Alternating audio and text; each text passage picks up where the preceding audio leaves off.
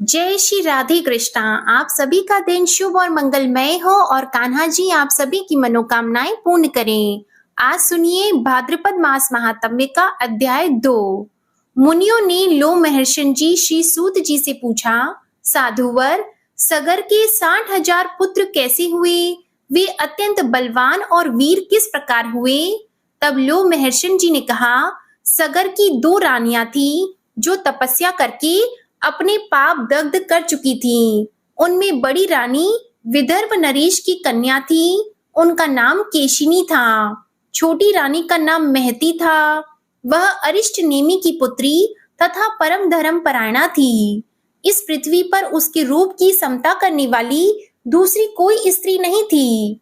महर्षि औरव ने उन दोनों को इस प्रकार वरदान दिया, एक रानी 60,000 पुत्र प्राप्त करेगी और दूसरी को एक ही पुत्र होगा, किंतु वह वंश चलाने वाला होगा। इन 2 वरों में से जिसकी जिसे इच्छा हो वह वही ले ले। तब उनमें से एक ने 60,000 पुत्रों का वरदान ग्रहण किया और दूसरी ने वंश चलाने वाले एक ही पुत्र को प्राप्त करना चाहा। मुनि ने तथास्तु कहकर वरदान दे दिया। फिर एक रानी के राजा पंचजन हुए और दूसरी ने बीज से भरी हुई एक तुम्बी उत्पन्न की। उसके भीतर तिल के बराबर 60,000 गर्भ थे। वे समय अनुसार सुखपूर्वक बढ़ने लगे। राजा ने उन सब गर्भों को घी से भरे हुए घड़ों में रखवा दिया और उनका पोषण करने के लिए प्रत्येक के पीछे एक एक धाय नियुक्त कर दी। इसके बाद क्रमशः 10 महीने में सगर की प्रसन्नता बढ़ाने वाले वे सभी कुमार उठ खड़े हुए। पंचजन ही राजा बनाए गए। पंचजन के पुत्र अंशुमान हुए जो बड़े पराक्रमी थे। उनके पुत्र दिलीप हुए जो खड़वांग के नाम से भी प्रसिद्ध हैं, जिन्होंने स्वर्ग से यहाँ आकर 2 घड़ी के ही जीवन में अपनी बुद्धि तथा सत्य के प्रभाव से परमार्थ साधन के द्वारा तीनों लोक जीत लिए। दिलीप के पुत्र महाराज भगीरथ हुए, जिन्होंने नदियों में श्रेष्ठ गंगा को स्वर्ग से पृथ्वी पर उतारकर समुद्र तक पहुंचाया और उन्हें अपनी पुत्री बना लिया। भगीरथ की पुत्री होने के कारण ही गंगा को भागीरथी कहते हैं। भगीरथ के पुत्र राजा श्रुत हुए। श्रुत के पुत्र नाभाग हुए जो बड़े धर्मात्मा थे।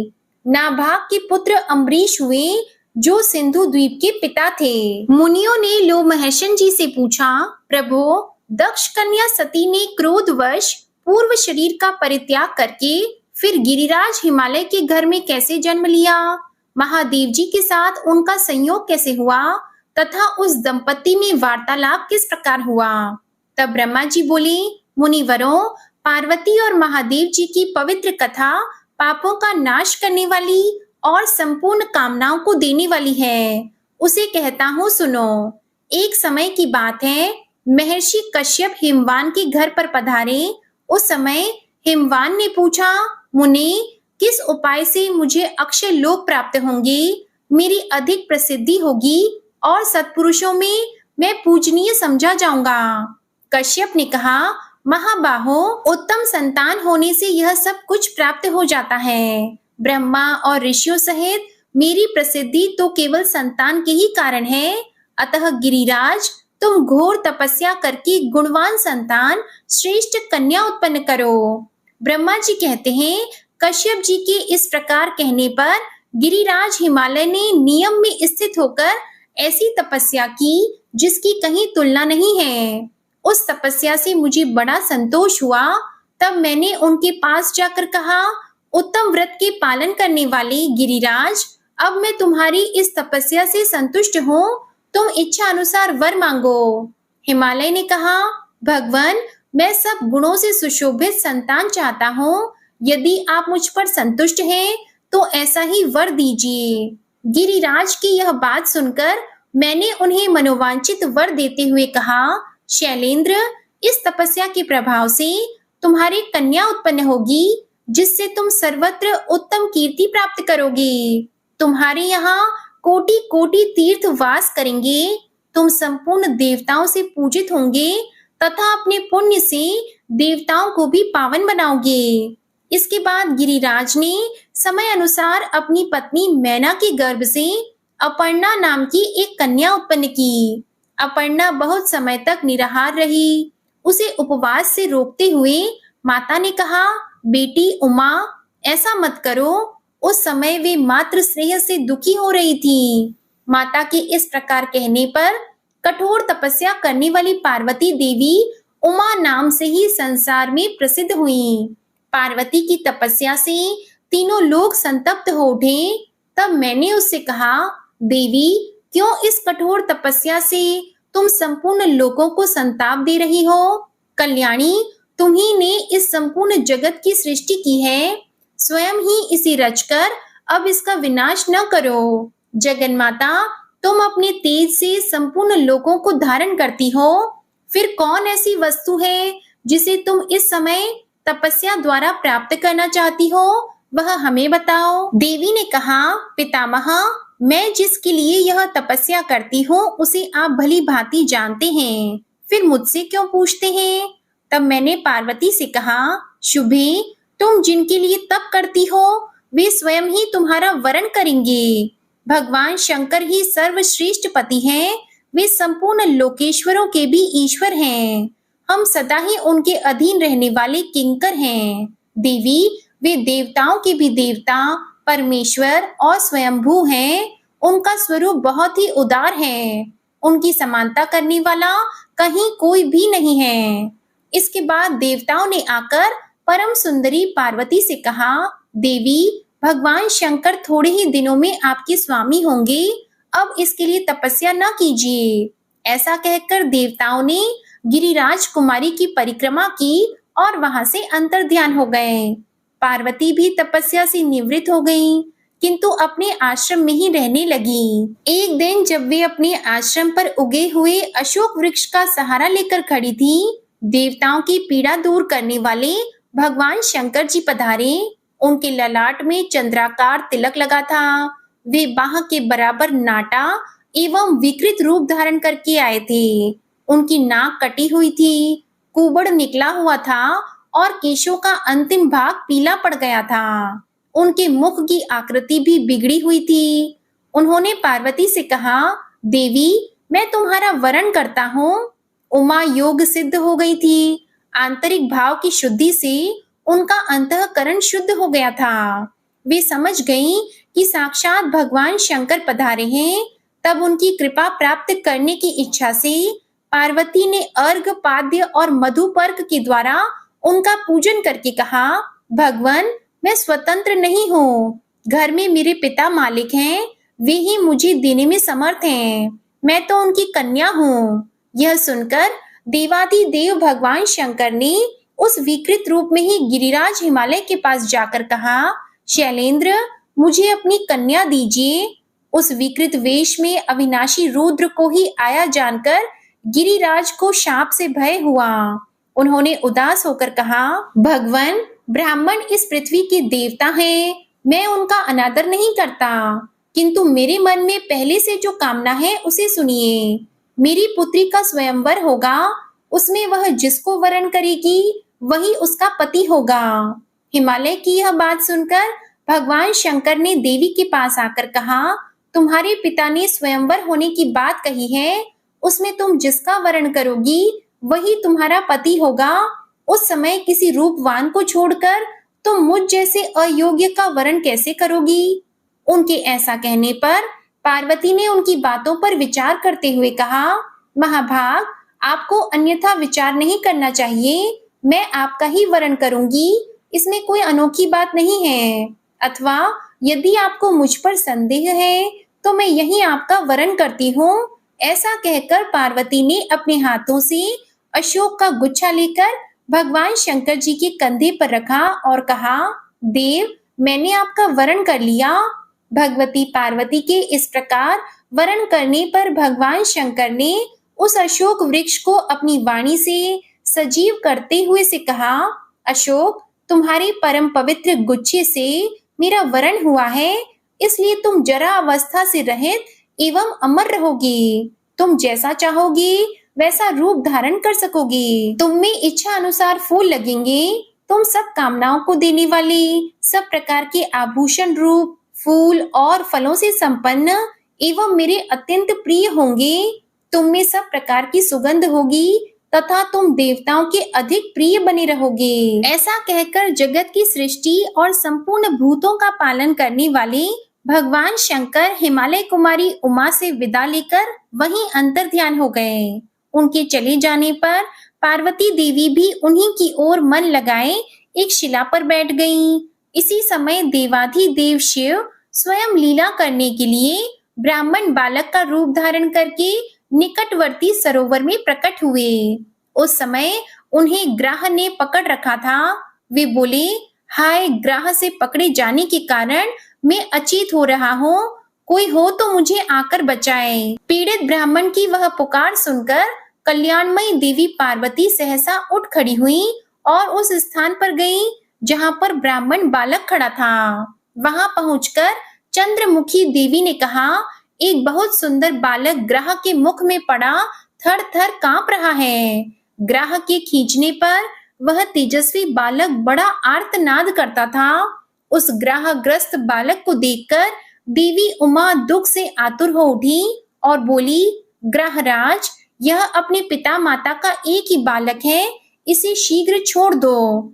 ग्राह अर्थात मगरमच्छ ने कहा, देवी, छठे दिन पर जो सबसे पहले मेरे पास आ जाता है उसी को विधाता ने मेरा आहार निश्चित किया है। महाभागे, यह बालक आज छठे दिन ब्रह्मा जी से प्रेरित होकर ही मेरे पास आया है, इसलिए मैं इसे किसी प्रकार नहीं छोड़ूंगा। देवी पार्वती बोली, ग्रहराज, मैंने हिमालय के शिखर पर जो उत्तम तपस्या की है उसका पुण्य लेकर इस बालक को छोड़ दो, मैं तुम्हें नमस्कार करती हूँ। ग्राह ने कहा, देवी, आपने थोड़ी या उत्तम जो कुछ भी तपस्या की है वह सब मुझे दे दें तो शीघ्र ही यह छुटकारा पा जाएगा।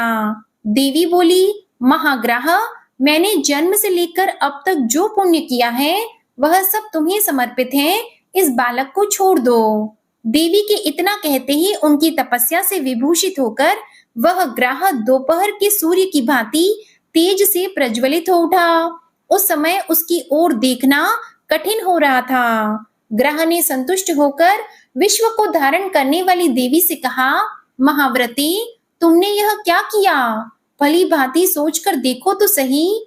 तपस्या का उपार्जन बड़े कष्ट से होता है, इसलिए उसका परित्याग अच्छा नहीं माना गया है।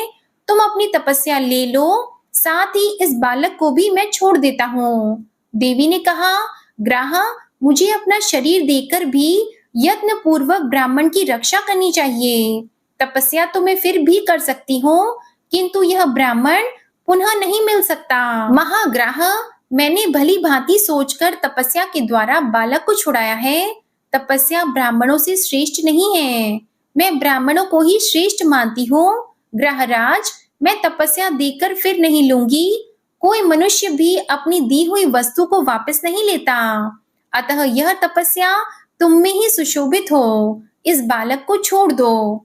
पार्वती के ऐसा कहने पर सूर्य के समान प्रकाशित होने वाले ग्राह ने उनकी प्रशंसा की, उस बालक को छोड़ दिया और देवी को नमस्कार करके वहीं अंतर ध्यान हो गया। अपनी तपस्या की हानि समझकर पार्वती ने पुनः नियम पूर्वक तप का आरंभ किया। उन्हें पुनः तपस्या करने के लिए उत्सुक जानकर साक्षात भगवान शंकर ने प्रकट होकर कहा, देवी, अब तपस्या न करो, तुमने अपना तप मुझे ही समर्पित किया है, इसलिए वही सहस्त्र गुना होकर तुम्हारे लिए अक्षय हो जाएगा। इस प्रकार तपस्या के अक्षय होने का उत्तम वरदान पाकर उमा देवी को बड़ी प्रसन्नता हुई और वे स्वयंवर की प्रतीक्षा करने लगी। श्री ब्रह्मा जी कहते हैं, इसके बाद समय अनुसार हिमालय के विशाल पृष्ठ भाग पर पार्वती का स्वयंवर रचाया गया। उस समय वह स्थान सैकड़ों विमानों से घिर रहा था। गिरिराज हिमवान किसी बात को सोचने विचारने में बड़े निपुण थे। पुत्री ने देवाधिदेव महादेव जी के साथ जो मंत्रणा की थी वह उन्हें ज्ञात हो गई थी, अतः उन्होंने सोचा, यदि मेरी कन्या संपूर्ण लोकों में निवास करने वाली देवता, दानव तथा सिद्धों के समक्ष महादेव जी का वरण करे तो वही वांछनीय पुण्य होगा। उसी में मेरा अभ्युदय निहित है। ऐसा विचार कर शैलराज ने मन ही मन महेश्वर का स्मरण करके रत्नों से मंडित प्रदेश में स्वयंवर रचाया। गिरिराज कुमारी के स्वयंवर की घोषणा होते ही संपूर्ण लोकों में निवास करने वाले देवता आदि सुंदर वेशभूषा धारण करके वहां आने लगे। हिमवान की सूचना पाकर मैं भी देवताओं के साथ वहां उपस्थित हुआ। मेरे साथ सिद्ध और योगी भी थे।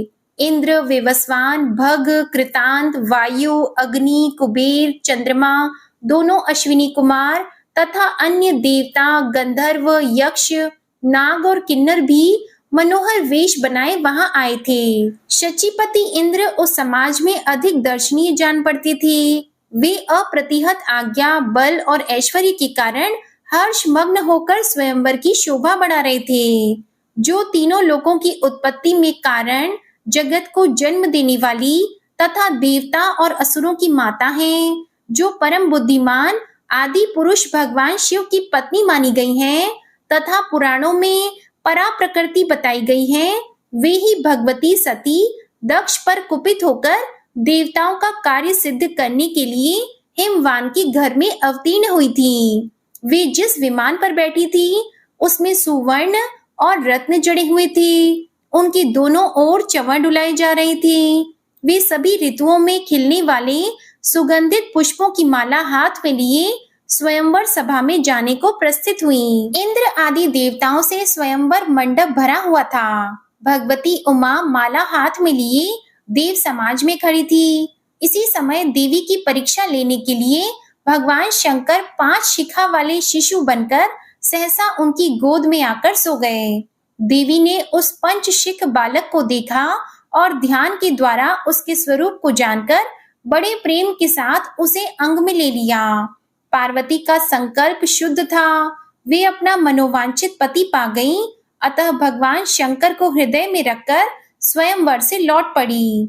देवी के अंक में सोए हुए उस शिशु को देखकर देवता आपस में सलाह करने लगे कि यह कौन है। कुछ पता न लगने से अत्यंत मोह में पड़कर वे बहुत कोलाहल करने लगे और वृत्तासुर को मारने वाले इंद्र ने अपनी एक बाह ऊंची उठाकर उस बालक पर वज्र का प्रहार करने की चेष्टा की, किंतु शिशु रूपधारी देवादि देव शंकर ने उन्हें स्तंभित कर दिया। अब वे न तो वज्र चला सके और न हिल डुल सके।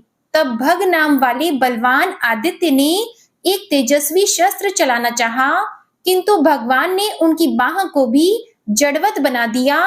साथ ही उनका बल, तेज और योग शक्ति भी व्यर्थ हो गई।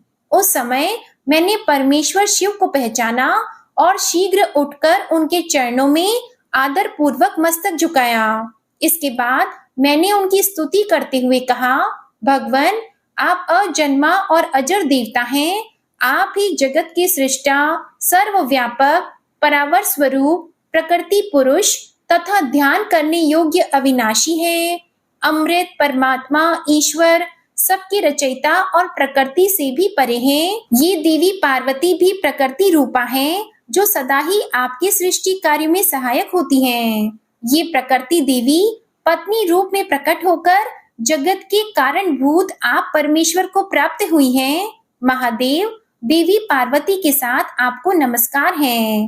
देवेश्वर, आपके ही प्रसाद और आदेश से मैंने इन देवता आदि प्रजाओं की सृष्टि की है। ये देवगण आपकी योग माया से मोहित हो रहे हैं।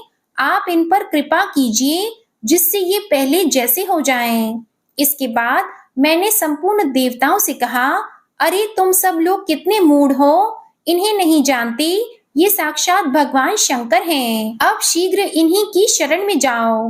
तब वे सब जड़वत बने हुए देवता शुद्ध चित्त से मन ही मन महादेव जी को प्रणाम करने लगे।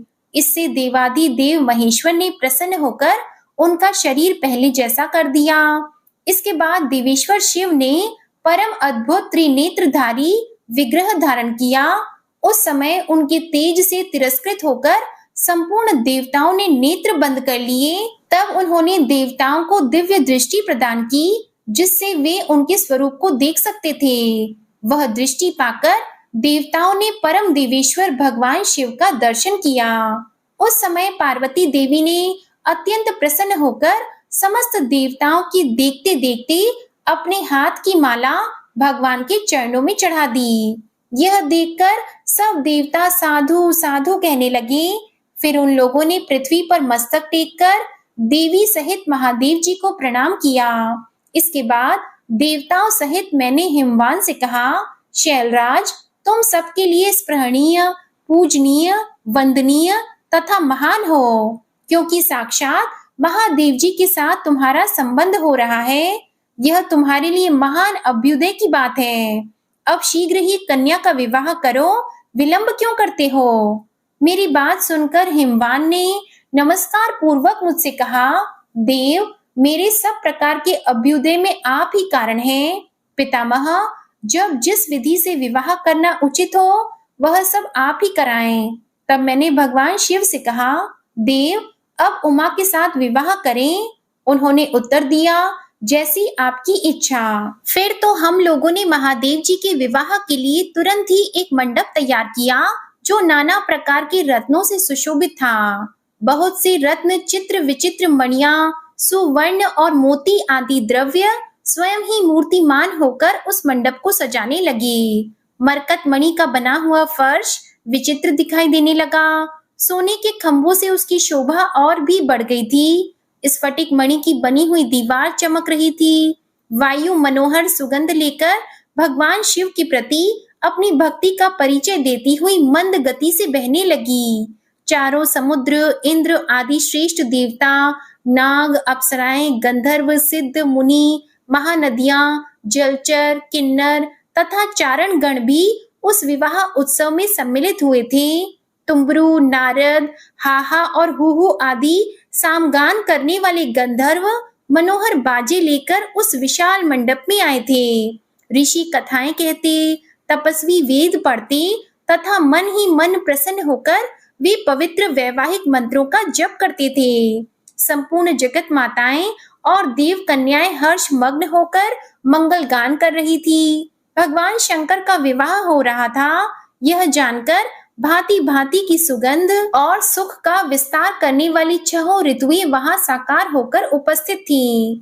इस प्रकार जब संपूर्ण भूत वहां एकत्रित हुए और नाना प्रकार के बाजे बजने लगे, उस समय मैं पार्वती को योग्य वस्त्र आभूषणों से विभूषित कराकर स्वयं ही मंडप में ले आया। फिर मैंने भगवान शंकर से कहा, देव, मैं आपका आचार्य बनकर अग्नि में हवन करूंगा। यदि आप मुझे आज्ञा दें तो विधि पूर्वक इस कार्य का अनुष्ठान आरंभ हो। तब देवाधिदेव शंकर ने मुझसे इस प्रकार कहा, ब्राह्मण, जो भी शास्त्रोक्त विधान हो उसे इच्छा अनुसार कीजिए। मैं आपकी प्रत्येक आज्ञा का पालन करूंगा। यह सुनकर मेरे मन में बड़ी प्रसन्नता हुई और मैंने तुरंत ही कुश हाथ में लेकर महादेव जी तथा पार्वती देवी के हाथों को योग बंध से युक्त कर दिया और उस समय वहां अग्निदेव स्वयं ही हाथ जोड़कर उपस्थित हो गए। श्रुतियों के गीत और महामंत्र भी मूर्तिमान होकर आ गए थे। मैंने शास्त्रीय विधि से अमृत स्वरूप घी का होम किया और उस दिव्य दंपति के द्वारा अग्नि की परिक्रमा कराई। उसके बाद उनके हाथों को योग बंध से मुक्त किया। इस प्रकार क्रमशः वैवाहिक विधि पूर्ण की गई। इस कार्य में संपूर्ण देवताओं, मेरे मानस पुत्रों तथा सिद्धों का भी सहयोग था। विवाह समाप्त होने पर मैंने भगवान शंकर को प्रणाम किया। योग शक्ति से ही पार्वती और परमेश्वर का उत्तम विवाह संपन्न हुआ। हे ब्राह्मणों, इस प्रकार मैंने तुम सब लोगों से पार्वती जी के स्वयंवर और महादेव जी के उत्तम विवाह की कथा कह सुनाई। इसके बाद मुनियों ने कहा, भगवान, अब हम राजा इंद्रद्युम्न का श्रेष्ठ वृतांत सुनना चाहते हैं। तब लो महर्षि जी ने श्री ब्रह्मा जी के मुख से कही हुई जो भी कथा उन्हें सुनाई, उसका वृतांत आप सभी अगले अध्याय में सुनेंगे। प्रिय भक्त जनों, अब आपको सुनाते हैं भगवान शिव की सोमवार व्रत कथा। भूतकाल की बात है। काम्यक नामक घने वन में पुलिंद नामक शिकारी अपनी पत्नी के साथ रहता था। वह अपनी जीविका चलाने के लिए प्रतिदिन जंगल में जाता और निर्दोष पशुओं को मारकर अपने घर ले आता था। दिन में वह जंगल में जाकर शिकार करता और रात्रि में वह नगर में जाकर दूसरों के घर में लूटपाट करता था। ऐसा करते हुए उसे तनिक भी भय नहीं लगता था। उसने लूटपाट और चोरी करके बहुत सारा धन इकट्ठा कर लिया। उसके पास इतना धन हो चुका था कि वह अपना जीवन बिना किसी कार्य को किए व्यतीत कर सकता था, परंतु फिर भी वह अपने भोजन के लिए प्रतिदिन निर्दोष जानवरों को मारकर उन्हें अपना निवाला बनाता था। एक दिन उसके घर के सामने एक भिक्षु आया और भिक्षान देही कहकर आवाज देने लगा। उसकी आवाज सुनकर अंदर से शिकारी पुलिंद बाहर आया और गर्जना भरी आवाज में भिक्षु को डांटने लगा कि यहाँ से चले जाओ, तुम्हें कोई भिक्षा नहीं मिलेगी। जिसको देखो वही मुंह उठाकर चला आता है। तब उसकी ऐसी बातों को सुनकर भिक्षु बिना कुछ बोले उस स्थान से चला गया। वह शिकारी बहुत दुष्ट और कंजूस प्रवृत्ति का था। उसके पास धन तो था, परंतु उसकी कोई संतान नहीं थी। वह इस कारण से दुखी रहता था। उसके घर के पास कुलिक नाम का एक नाग अपनी पत्नी उलूपी के साथ रहता था। नागिन उलूपी ने वहां पर अपना घर बना रखा था। नाग कुलिक के 4-5 छोटे छोटे बच्चे थे। नागिन उलूपी प्रतिदिन अपने बच्चों को भोजन लाने के लिए शिकार पर जाती थी। एक दिन जब वह सुबह के समय जंगल की ओर जा रही थी, तभी उसने देखा शिकारी और उसकी पत्नी किसी गहन चिंता में डूबे हुए थे और आपस में बात कर रहे थे। यह दृश्य देखकर नागिन उलूपी रुक गई और उनकी बातों को सुनने लगी। शिकारी की पत्नी ने दुखी होकर शिकारी से कहा, हे स्वामी, अब आप जंगल में शिकार करने मत जाया कीजिए। हमारे पास इतना धन है कि हम अपना बचा हुआ जीवन ऐशो आराम से व्यतीत कर सकते हैं। हमें बेजुबान और निर्दोष जानवरों को मारकर खाने की कोई आवश्यकता नहीं है। आखिर हम इस धन का करेंगे भी क्या? वैसे भी हमारी कोई संतान नहीं है। इतना कहकर उसकी पत्नी रोने लगी। तब वह शिकारी पुलिंद अपनी पत्नी को सांत्वना देते हुए बोला, हे प्रिय, यदि हमारी कोई संतान नहीं है तो इसमें हमारा क्या दोष है? शायद हमारा भाग्य ही खराब है। हो सकता है हमारे भाग्य में पुत्र प्राप्ति नहीं है। इसलिए जब तक हम जीवित रहेंगे तब तक इस धन को खर्च करेंगे। उसके बाद जिसके भाग्य में होगा वह इस धन को प्राप्त करेगा। दोनों पति पत्नी आपस में इस तरह की बात कर रहे थे और नागिन उलूपी बड़े ध्यान से उनकी बातें सुन रही थी। जब वह उनकी पूरी बात सुन लेती है तो अपना शिकार करने के लिए काम्यक वन में चली गई। अब तो उसका प्रतिदिन का यही काम था। वह जब भी शिकार के लिए जंगल में जाती उन दोनों की बातें सुनती। शिकारी की पत्नी की दुख भरी बातें सुनकर वह दुखी हो जाती थी, क्योंकि शिकारी की पत्नी बहुत ही मृदुल स्वभाव की थी और उसके हृदय में दया धर्म भी था। वह प्रतिदिन उस नागिन के बिल के पास एक छोटे से पात्र में दूध रख दिया करती। उलूपी को शिकारी की पत्नी से लगाव हो गया था। नागिन उलूपी भले ही सर्प जाति की थी, लेकिन उसने कभी भी उस शिकारी को और उसकी पत्नी को नहीं डसा और ना कभी शिकारी ने और उसकी पत्नी ने नागिन को कोई नुकसान पहुंचाया। एक दिन शिकारी की पत्नी ने सोमवार के दिन दूध से भरा हुआ एक पात्र नाग कुलिक और नागिन उलूपी के पास ले जाकर रख दिया और हाथ जोड़कर प्रार्थना करने लगी, हे सर्पदेव, मेरी चिंता दूर कीजिए। मैं आपको रोज दूध पिलाती हूँ। आज मैं आपसे कुछ मांगना चाहती हूँ। कृपया मेरी इस कामना को पूर्ण कीजिए। कृपा करके मुझे संतान प्राप्ति का वरदान दीजिए। शिकारी की पत्नी की बात नागिन उलूपी और नाग कुलिक ने सुन ली। फिर नागिन ने अपने पति से कहा, हे स्वामी, व्याध की पत्नी बहुत ही अच्छी है। वह प्रतिदिन हमारे लिए दूध से भरा पात्र लेकर आती है, इसलिए हमारा भी यह कर्तव्य बनता है कि हम उसके इस कष्ट को दूर करें। हे स्वामी, ऐसा क्या कार्य किया जाए जिससे व्याध की पत्नी को पुत्र प्राप्त हो सके? मैं व्याध की पत्नी का यह दुख समझ सकती हूँ, क्योंकि मैं भी एक स्त्री हूँ। स्त्री का दुख दर्द एक स्त्री ही समझ सकती है। स्त्री का जीवन ही सफल तब होता है जब वह माँ बन जाती है। एक स्त्री को सबसे बड़ा सुख तब मिलता है जब वह माँ बनती है। अपनी पत्नी की ऐसी बातों को सुनकर नाग कुलिक ने कहा, हे प्रिय, तुम उचित ही कहती हो। व्याध की पत्नी वास्तव में बहुत ही कोमल हृदय वाली है। इसके मन में प्राणियों के लिए दया भाव है, किंतु ईश्वर ने इसकी कोख सूनी रखी है, इसे कोई संतान नहीं दी। हमें अवश्य ही कुछ करना चाहिए। फिर नागिन उलूपी ने कहा, हे स्वामी, कृपया आप ही कोई उपाय बताइए। हम ऐसा क्या करें जिससे इस दुखिया को पुत्र रत्न की प्राप्ति हो सके। कुलिक ने उत्तर देते हुए कहा, हे प्रिय, किसी के भाग्य को बदलना हमारे तो बस में नहीं है और इसे पुत्र प्रदान करने का सामर्थ्य भी हमारे पास नहीं है। यह कार्य तो केवल भगवान शिव ही कर सकते हैं। वे बहुत ही दयालु और भोले भाले हैं। अगर उनकी कृपा हो जाए तो मनुष्य रंक से राजा बन सकता है। अगर उन्होंने चाहा तो इसे अवश्य ही पुत्र की प्राप्ति होगी।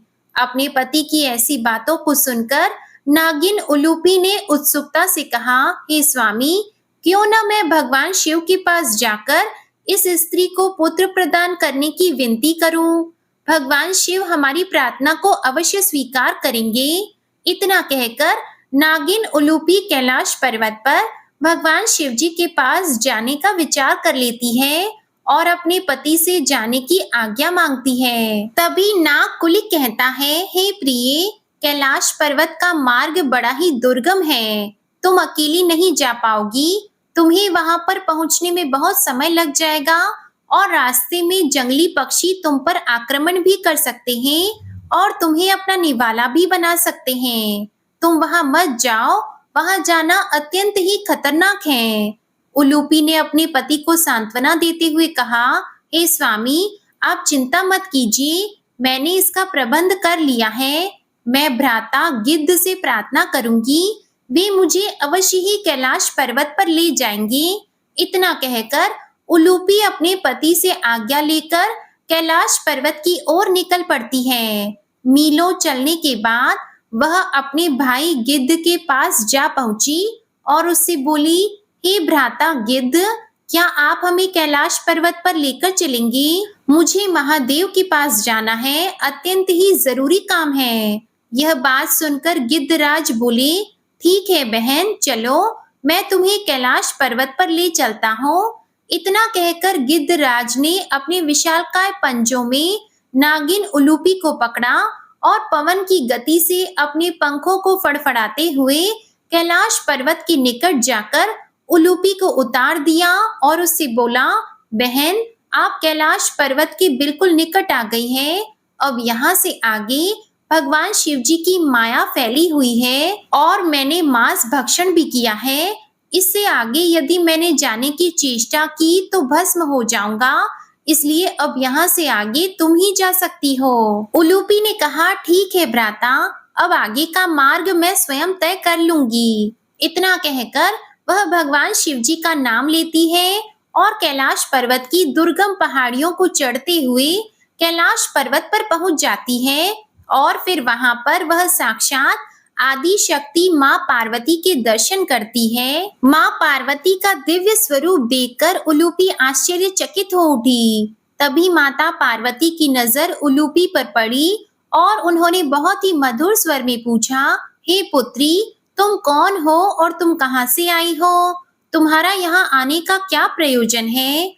नागिन उलूपी माता पार्वती के मुख से ऐसे वचन सुनकर भाव विभोर हो उठी। उसने हाथ जोड़ते हुए कहा, हे माते, मैं बहुत दुखी हूँ और बड़ी ही दूर से आई हूँ। मैं अपने दुख के लिए दुखी नहीं हूँ, किसी और के दुख को देखकर दुखी हूँ। तब माता पार्वती ने कहा, हे पुत्री, तुम मुझे निसंकोच होकर विस्तार से बताओ, आखिर बात क्या है?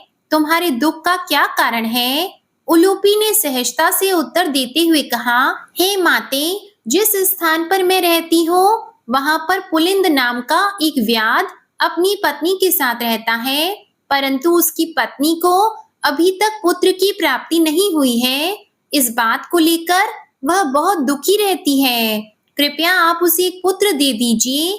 इतना कहकर नागिन उलूपी मूर्छित होकर गिर जाती है। माता पार्वती उलूपी की मूर्छा को अपनी दिव्य शक्ति से भंग करती है और उसे पीने के लिए एक स्वर्ण पात्र में दूध देती है। जब उलूपी दूध पी लेती है, तो माता पार्वती उससे कहती है, हे पुत्री, तुम चिंता न करो। थोड़ी देर के बाद जब महादेव तपस्या से उठेंगे, तो हम उनके सामने तुम्हारे प्रश्न को सुनाएंगे। थोड़ी देर बाद भगवान शिव जी अपनी समाधि से बाहर आए, तो आदि शक्ति माता पार्वती ने सारा वृतांत भगवान शिव जी को सुना दिया। माता पार्वती की बात सुनकर भगवान शिव जी बोले, हे देवी, उस व्याध और उसकी पत्नी के भाग्य में संतान सुख की प्राप्ति नहीं है। तब माता पार्वती कहती है, हे प्रभु, यदि उनके भाग्य में पुत्र नहीं है, तो आपको उन्हें पुत्र देना होगा। शिव जी बोले, हे देवी, जब उनके भाग्य में पुत्र नहीं लिखा है, तो हम उन्हें पुत्र प्राप्ति का वरदान कैसे दे सकते हैं? यदि हमने ऐसा किया, तो विधाता का अपमान होगा। लेकिन माता पार्वती उनसे हट करती है और कहती है, यह नाग कन्या बड़ी दूर से आई है और यह आशा करके आई है कि हम इसकी सहायता करेंगे। इसी आशा से यह भूखी प्यासी रेंगती हुई इतनी दूर से यहाँ तक आई है और हम इसको खाली हाथ यहाँ से नहीं भेज सकते हैं। माता पार्वती के हट करने पर भगवान शिव जी बोले, ठीक है देवी, अगर तुम कह रही हो तो हम उस व्याध दंपति को पुत्र दे देंगे, लेकिन यदि उस व्याध ने निर्दोष पशुओं को मारना बंद नहीं किया, तो उसके पुत्र की मृत्यु अल्पायु में ही हो जाएगी और इसका जिम्मेदार वह स्वयं होगा। अगर वह अपने पुत्र को दीर्घायु बनाना चाहता है, तो उसे अपना नास्तिक आचरण छोड़ना पड़ेगा, तभी उसका उद्धार हो सकता है। यह सुनकर नाग कन्या उलूपी हाथ जोड़कर बोली, हे जगत के स्वामी, मैं पूर्ण कोशिश करूंगी कि वह पशुओं की हत्या करना छोड़ दे और पुण्य के कर्म करे, भगवान की पूजा करें। कृपया आप उन्हें एक पुत्र प्रदान कीजिए। उलूपी की ऐसी बातों को सुनकर भोलेनाथ को उस पर दया आ गई। फिर उन्होंने कहा, ठीक है उलूपी, तुम्हारी इच्छा को पूर्ण करने के लिए मैं उस व्याध को पुत्र प्राप्ति का वरदान देता हूँ। तथास्तु। भगवान शिव के तथास्तु कहते ही वह नाग कन्या कैलाश पर्वत से अदृश्य हो गई और उस व्याध के घर के पास प्रकट हो गई। वापस जाने में उस नागिन को ज्यादा तकलीफ ना हो, इसलिए भगवान शिव जी ने उसे अपनी दिव्य शक्ति से उसे उसके घर पहुंचा दिया। प्रिय भक्तजनों, वरदान मिलने के बाद व्याध की पत्नी ने गर्भ धारण किया और एक निश्चित समय पश्चात उसने एक सुंदर से पुत्र को जन्म दिया। पुत्र प्राप्त करने पर वह दोनों पति पत्नी बहुत खुश हो गए। वे अपने पुत्र की देखभाल करते हैं। समय बीतता गया। कुछ वर्षों बाद लड़का बड़ा हो जाता है। अब तो उस व्याध दंपति को पुत्र भी प्राप्त हो चुका था, इसलिए अब उन्हें जीवन में किसी बात की कोई चिंता नहीं थी।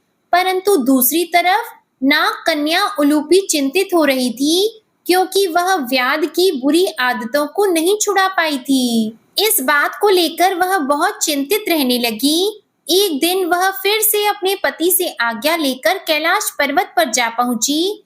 कैलाश पर्वत पर जाकर उलूपी माता पार्वती के चरणों में गिर जाती है और रोते हुए कहती है, हे माते, मुझे माफ कर देना। उलूपी को इस तरह से विलाप करता देखकर माता पार्वती ने उसे धैर्य धारण कराते हुए उससे पूछा, हे पुत्री, क्या बात है? तुम इतना परेशान क्यों हो और तुम दोबारा यहाँ किस प्रयोजन से आई हो? तब माता पार्वती के पूछने पर उलूपी ने कहा, हे माते, उन व्याध दंपति को पुत्र तो मिल गया है, परंतु मैं उन्हें नास्तिक से आस्तिक नहीं बना पाई। मैं उनसे धर्म का काम नहीं करवा सकी। दोनों पति पत्नी अभी भी वैसे के वैसे ही हैं। ना ही वे मंदिर जाते हैं और ना ही वे दान धर्म करते हैं, ना ही किसी भगवान का भजन करते हैं। अभी भी दोनों पति पत्नी वैसे ही हैं। उस नाग कन्या की बात को सुनकर भगवान शिव जी बोले, हे उलूपी, यह तो उनके लिए चिंता का विषय है। अगर वे अपने कुकृत्य का त्याग नहीं करेंगे, तो उनके पुत्र की मृत्यु अल्पायु में ही हो जाएगी। भगवान शिव जी के मुख से यह बात सुनकर नाग कन्या उलूपी माता पार्वती के चरणों में गिर जाती है और अपने सर को पटकने लगती है और कहती है, हे माते, ऐसा नहीं होना चाहिए। उनका पुत्र दीर्घायु होना चाहिए, अल्पायु नहीं। प्रिय भक्तजनों, उलूपी इस बात को अच्छी तरह जानती थी कि जब पिता से कोई चीज मांगनी हो तो माता के चरणों में गिर जाओ। यदि आप माता को प्रसन्न कर लेते हैं तो पिता अपने आप मान जाते हैं। यही सोचकर उलूपी माता पार्वती के चरणों में गिर जाती है और अपने सिर को पटकने लगती है। उस नागिन को इस प्रकार से क्रंदन करते हुए देखकर माता पार्वती को उस पर दया आ जाती है। माँ पार्वती कहती है, हे पुत्री, तुम शांत हो जाओ, मैं महादेव जी से बात करती हूँ। इतना कहकर माता पार्वती भगवान शिव जी से विनती करते हुए कहती है, हे नाथ, कुछ कृपा कीजिए ताकि उस व्याध दंपति के कर्मों की सजा उसके पुत्र को ना मिल सके। अब आप ही कुछ कीजिए। यदि अल्पायु में उसके लड़के की मृत्यु हो जाएगी तो इस नाग कन्या की तपस्या विफल हो जाएगी।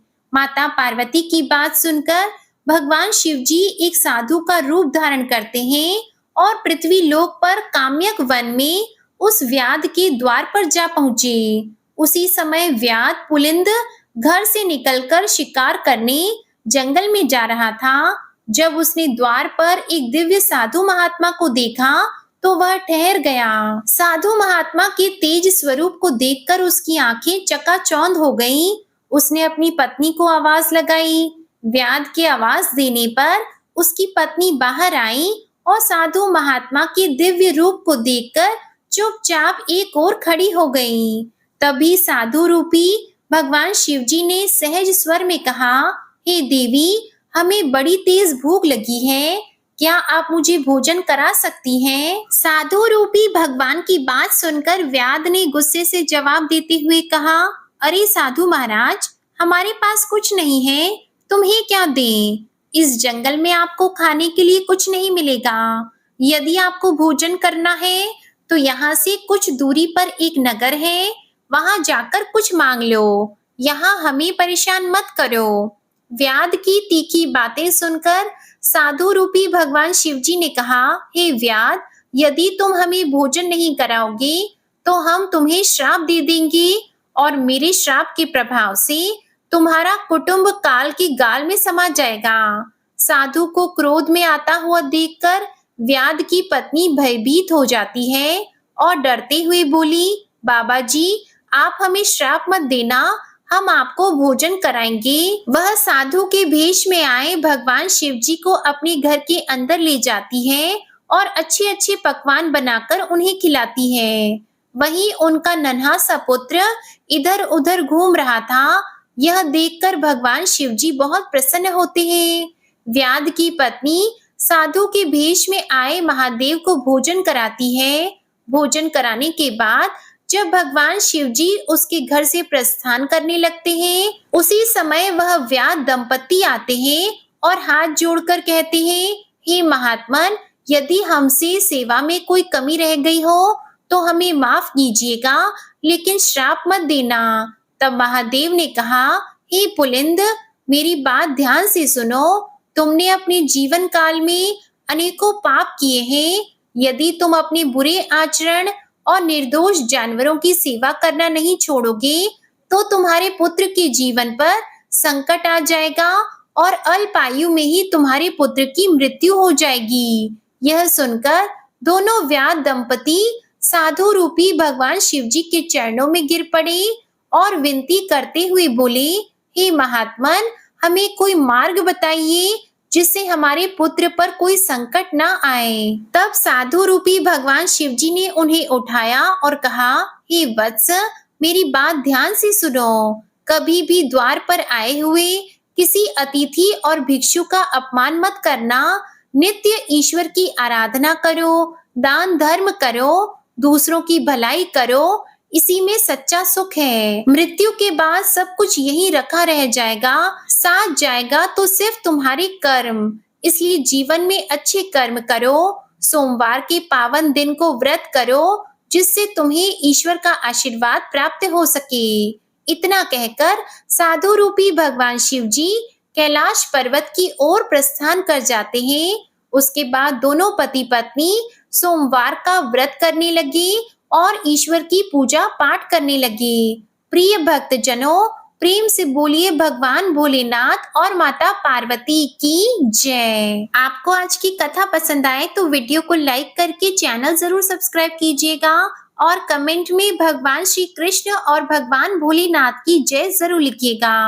इसी के साथ आज आप हमारे चैनल पर सोमवार व्रत की कथा और सावन मास की शिव महापुराण की शेष बची हुई कथा भी जरूर सुनिएगा। जय जय श्री राधे कृष्णा।